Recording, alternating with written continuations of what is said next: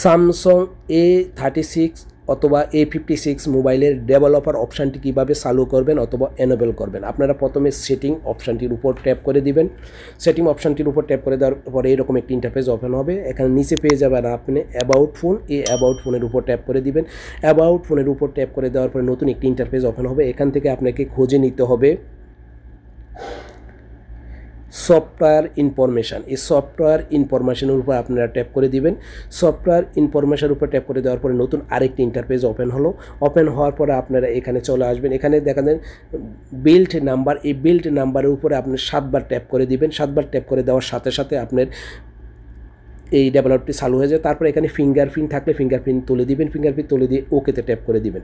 ওকেতে ট্যাপ করে দেওয়ার সাথে সাথে আপনার ডেভেলপ অপশানটি চালু হয়ে যাবে। তারপরে আপনারা কি করবেন, ব্যাগে চলে যেতে হবে। আমি ব্যাগে চলে যাব, অর্থাৎ সেটিংয়ে আবার ফিরে আসবো।